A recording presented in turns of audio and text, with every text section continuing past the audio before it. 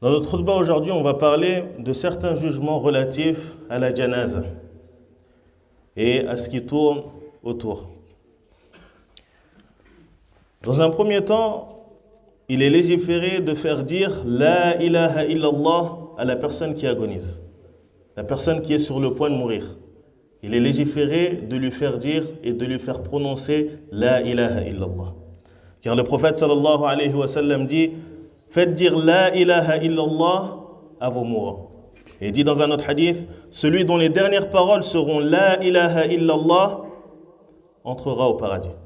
Donc il est légiféré de faire prononcer cette parole-là à la personne qui est sur le point de mourir. Et de faire en sorte que ça soit sa dernière parole qu'il prononce. C'est-à-dire que s'il dit La ilaha illallah et qu'ensuite il parle, il dit autre chose, on revient à la charge. Pour lui faire dire La ilaha illallah et pour que cette parole-là soit sa dernière parole avant qu'il rende l'âme. Et aussi il a été rapporté de réciter Surat Yasin sur nos morts. Sauf que ce hadith-là, il est faible, selon beaucoup parmi les savants. Donc c'est une chose à ne pas faire. Aussi, parmi les points importants, se précipiter à préparer le défunt après sa mort. Et cela englobe toute la préparation du mort, qui va de son lavage rituel, en passant par le linceul, la prière sur lui, jusqu'à son transport pour enfin terminer par l'enterrement. Car le prophète sallallahu alayhi wa sallam a dit « Hâtez-vous de procéder aux funérailles du mort. En effet, s'il est pieux, c'est un bien que vous lui faites. Et s'il est autre que cela, c'est un mal dont vous vous débarrassez. » Et concernant le lavage mortuaire, il est légiféré aux hommes de laver les hommes et aux femmes de laver les femmes. Mais il est permis à l'homme de laver sa femme et à la femme de laver son mari.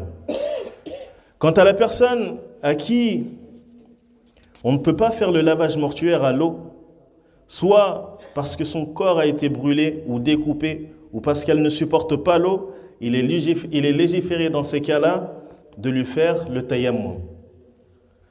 Quant à la femme qui fait fausse couche d'un fœtus de plus de 4 mois, il incombe de faire le lavage mortuaire sur le bébé, prier sur lui et l'enterrer. Car à partir de 4 mois, on insuffle l'âme dans l'enfant. Donc s'il meurt après ces 4 mois-là, c'est considéré comme un être humain. On va le laver, on va le mettre dans un linceul, on va prier sur lui, on va lui donner un nom, on va faire son baptême et on l'enterre. Et il est légiféré aussi d'invoquer en faveur de ses parents. Parmi les points importants aussi, assister aux funérailles. Et assister aux funérailles du musulman, c'est un droit que le croyant a sur son frère. Le prophète sallallahu alayhi wa sallam dit Haqqul muslimi ala al-muslimi sit. Le droit du musulman sur son frère musulman est de 6. Et parmi ce qu'il a cité, wa idha mat wa tattabi'uhu idha mat, aw kama qala. Et que tu suives ses funéraires s'il meurt. Donc ça, c'est un droit que le musulman a sur toi lorsqu'il meurt, de suivre son cortège funéraire. Et le croyant ne doit pas laisser passer une opportunité de prier sur un défunt, en vue de la grande récompense qu'il y a dans cela. Le prophète sallallahu alayhi wa sallam a dit « Celui qui assiste à des funéraires jusqu'à ce que l'on prie sur le mort a un qirat. Et celui qui assiste jusqu'à l'enterrement a 2 qirat. » Quelqu'un a dit « Et qu'est-ce que 2 qirat au messager d'Allah ?» Il a dit sallallahu alayhi wa sallam comme 2 immenses montagnes. Yani t'as la récompense d'une énorme montagne si tu pries sur le défunt. Et si tu pries sur lui et que tu l'accompagnes jusqu'à l'enterrer, tu as la récompense de 2 qirat, c'est-à-dire la récompense de 2 grandes montagnes en hasanat. Donc c'est des choses à ne pas négliger. Quand tu entends qu'il y a une prière sur un mort, fais en sorte d'y aller, fais en sorte d'assister. Déjà, c'est un droit qu'il a sur toi, et de 2, il y a une très grande récompense. Et parmi la prière, et par rapport à la prière aussi, la prière mortuaire, souvent on entend les gens prononcer le takbir à voix haute. Sauf que cela est une erreur. L'imam il dit Allahu Akbar. Ceux qui sont derrière, ils n'ont rien à dire. Ils disent Allahu Akbar au fond d'eux. Ils n'ont pas besoin de le dire à voix haute. Donc ça, c'est à rectifier aussi. Pendant la prière mortuaire, quand l'imam il dit Allahu Akbar, nous aussi derrière on dit Allahu Akbar. Sauf qu'on ne le dit pas à voix haute, comme dans la prière. Dans la prière normale, on ne dit pas Allahu Akbar à voix haute. Et bien dans la prière mortuaire, c'est la même chose. On ne le dit pas à voix haute. Et quand on part aussi au cimetière, le cimetière c'est un endroit où on se rappelle Allah subhanahu, on se rappelle la mort. On se rappelle qu'un jour viendra, ce sera nous et ce sera notre tour. Donc c'est un endroit où on n'est pas préoccupé par les discussions. On n'est pas dans un café. On n'est pas là pour faire des rencontres. Mais c'est un endroit de rappel. Tu te rappelles la mort. Tu te rappelles qu'un jour, ce sera toi qu'on emportera. Ce sera toi qu'on mettra dans la tombe, qu'on mettra en terre, sous terre. Donc c'est un endroit de rappel. C'est un endroit où Allah il aime le silence. C'est pas un endroit de discussion, ni un endroit de rencontre. Et c'est triste de voir que beaucoup de personnes, quand ils vont là-bas, ils sont indifférents. On dirait qu'ils se trouvent au café. On dirait qu'ils se trouvent dans la rue. Ils discutent, ils rigolent. Alors que là, on est en train d'envoyer un mort dans sa demeure, sous terre. Celui qui a raté la prière mortuaire en groupe peut la rattraper à la tombe du défunt. Tu viens ou tu veux venir pour assister à la prière, tu trouves qu'ils ont déjà prié. Tu les retrouves au cimetière. Il n'y a pas de mal à prier la prière mortuaire au cimetière. C'est la seule prière qui est légiférée. Mais tu te mets en direction de la Qibla et non en direction de la tombe. Tu te mets en direction de la Qibla et tu pries sur le défunt. Car cela a été rapporté du prophète sallallahu alayhi wa sallam lorsqu'ils ont enterré une femme qui s'occupait de la mosquée, qui nettoyait la mosquée. Ils l'ont enterrée, elle est morte de nuit, ils l'ont enterrée. Le prophète sallallahu alayhi wa sallam, il ne l'a pas vue. Et il a demandé après elle, ils lui ont dit elle est morte, donc on l'a enterrée. Et il a dit sallallahu alayhi wa sallam, pourquoi vous ne m'avez pas prévenu? Ils ont dit il faisait nuit, on ne voulait pas te déranger. Il a dit montrez-moi sa tombe. Ils lui ont montré sa tombe et il est parti prier sur elle sallallahu alayhi wa sallam. Il n'y a pas de mal à élever ou à surélever d'un enfant la tombe. D'accord? L'élever d'un empan sur la surface du sol pour qu'elle soit distinguée et ainsi éviter que les gens marchent dessus ou bien s'y accoudent. D'accord? Et il n'y a pas de mal aussi à marquer la tombe d'une pierre, mettre une pierre pour pouvoir la reconnaître. Et il n'est pas permis d'écrire quoi que ce soit sur les tombes. Il n'est pas permis d'écrire quoi que ce soit sur les tombes. Tu n'écris même pas le nom, comme ça se fait beaucoup. Le nom, tu n'as pas le droit. Le prophète sallallahu alayhi wa sallam, il nous a interdit cela. On n'écrit rien sur les tombes. Quand tu vas à Al-Baqi', où sont enterrés les compagnons, tu ne trouveras rien. Tu ne sauras même pas différencier qui est qui. C'est de la terre, c'est une pierre, c'est tout.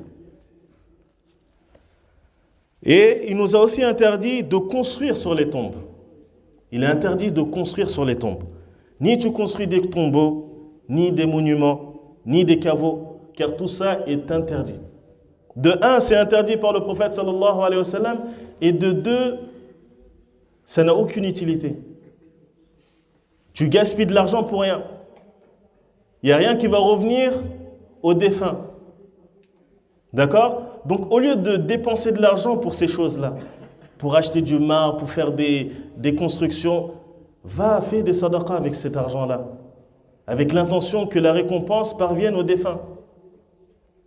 Va construire des puits, va construire des mosquées, achète des masahif, des Qur'an, tu les donnes aux gens, tu les mets dans les tahfiz, dans les endroits où ils enseignent le Qur'an. Ça, c'est des choses qui seront bénéfiques aux morts. Amma de construire, de un, tu prends des péchés, car il y a une interdiction, et de deux, tu gaspilles de l'argent, et de trois, ça ne sera pas profitable aux défunts. Aussi, le fait de mettre des fleurs. Beaucoup de personnes, ils mettent des fleurs. Pourquoi tu mets des fleurs? Tu mets des fleurs ou tu mets des choses, des décorations. Il n'y a pas besoin de mettre tout ça. Le prophète, sallallahu alayhi wa sallam, c'est pas comme ça qu'il a été enterré. La meilleure des créatures, il n'a pas été enterré comme ça. Ni les compagnons. Tu vois leurs tombeaux, c'est des tombeaux, c'est des tombes. Il n'y a rien, que du sable. Une pierre, peut-être, pour pouvoir reconnaître qui il est. C'est tout, il n'y a rien. Tu n'as pas besoin de mettre des choses. Amma de mettre quelque chose, de mettre des fleurs ou de mettre une branche de palmier. Ça a été rapporté du prophète sallallahu alayhi wa sallam, sauf que c'est une spécificité du prophète alayhi salatu wa sallam. Quand il est passé devant 2 tombes et qu'il a dit les occupants de ces 2 tombes-là sont châtiés, et sont châtiés pour pas grand-chose. Ensuite, il a coupé une branche de palmier qui n'était pas encore sec et il l'a plantée. Et il a dit, j'espère que ça va les soulager du châtiment tant qu'elle ne sèche pas. Sauf que les savants, ils ont dit que ça, c'est une spécificité du prophète sallallahu alayhi wa sallam. C'est pas à toi et à moi de faire cela. Car nous, on ne reçoit pas la révélation. On ne connaît pas le monde de l'invisible. On ne sait pas si lui, il est châtié ou pas. Donc les savants disent qu'on n'a pas à faire cela. Et le prophète sallallahu alayhi wa sallam a également interdit de prendre les tombes comme lieu de prière. Quand tu vas à la maqbara, tu vas au cimetière, il n'y a pas de prière à prier au cimetière. Le prophète, il nous a interdit de prier dans les cimetières. La seule prière qui est légiférée, c'est la prière sur le défunt pour la personne qui n'a pas pu prier en groupe. Jundub ibn Abdillah, radiyallahu anhu, dit, j'ai entendu le prophète sallallahu alayhi wa sallam dire 5 jours avant sa mort, certes, ceux qui sont venus avant vous prenaient les tombes de leurs prophètes et des pieux parmi eux comme lieu de prière. Certes, vous ne devez pas prendre les tombes comme lieu de prière, car je vous interdis cela. Donc il est interdit de prendre les tombes et d'en faire des mosquées, par exemple. D'en faire des lieux de prière. C'est des choses que le prophète sallallahu alayhi wa sallam a interdit. 5 jours avant sa mort. Prier aussi dans les mosquées où il y a des tombes. C'est des choses qui ne sont pas légiférées. Il y en a qui vont dire, oui, mais le prophète sallallahu alayhi wa sallam a été enterré dans la mosquée. Le prophète n'a pas été enterré dans la mosquée. Le prophète a été enterré dans la chambre d'Aïcha. Entre la chambre d'Aïcha et la mosquée, il y avait une porte. Et la chambre d'Aïcha n'était pas considérée comme étant dans la mosquée. Et le prophète est mort dans la chambre d'Aïcha, donc il a été enterré dans sa chambre. Et le prophète nous a interdit de prendre les tombes comme lieu de prière. De construire des maisons sur des tombes. Et l'erreur, elle est venue de qui? Elle est venue de certains parmi les gouverneurs qui, lorsqu'ils ont agrandi la mosquée, ils ont fait rentrer la maison d'Aïcha dans la mosquée. Et quand il a fait cela, les savants qui étaient présents, ils n'ont pas agréé cela. Mais il l'a quand même fait. C'est-à-dire qu'au début, au temps des compagnons, ils agrandissaient la mosquée, vu que les musulmans commençaient à s'agrandir. Donc ils agrandissaient la mosquée de gauche à droite. Sauf que la chambre d'Aïcha, ils la délaissaient.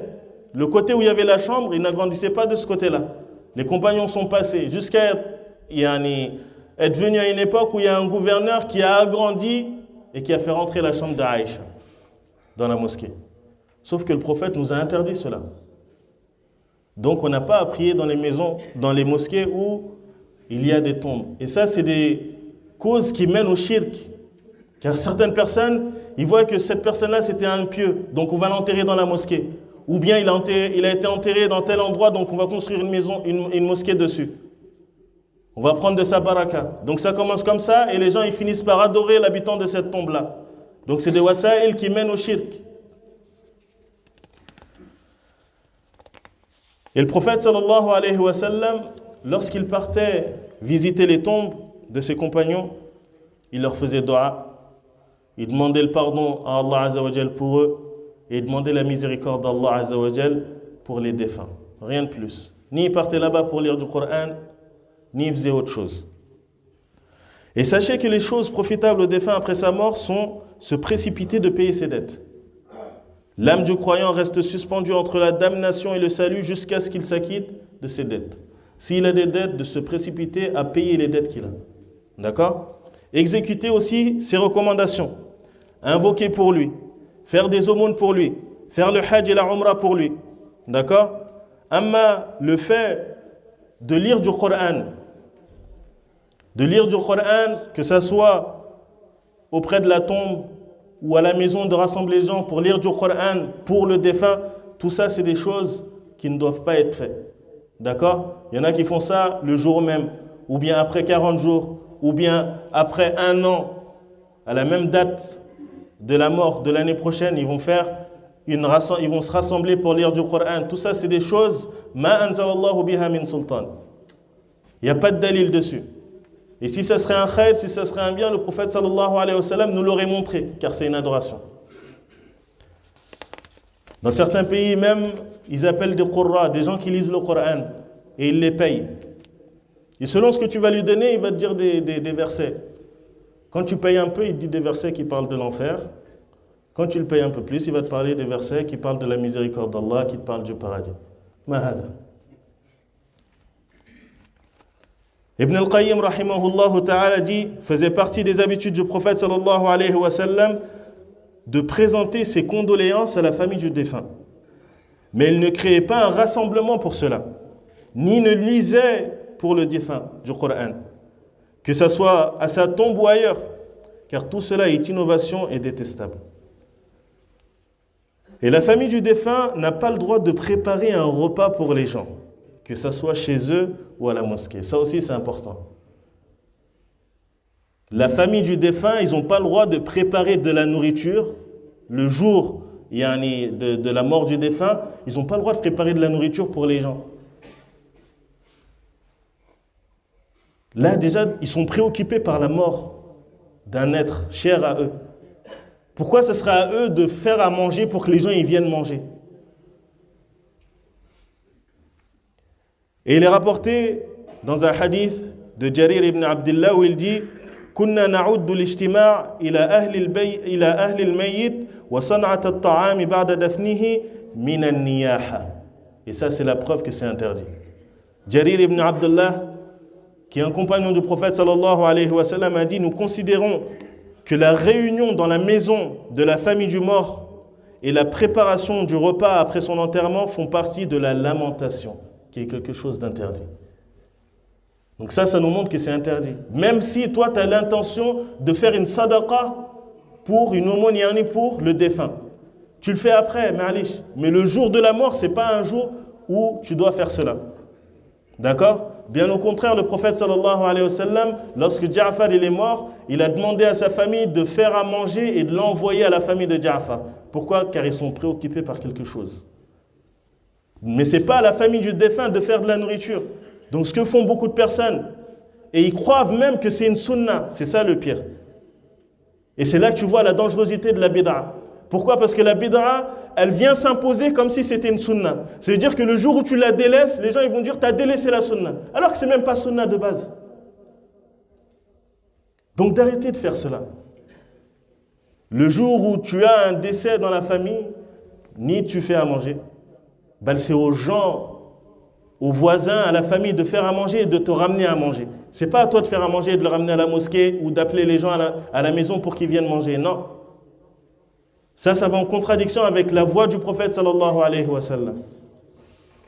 Et wa khayrul huda huda Muhammad sallallahu alayhi wa sallam. Meilleure des voix est la voix du prophète alayhi salatu wa sallam. ربنا آتنا في الدنيا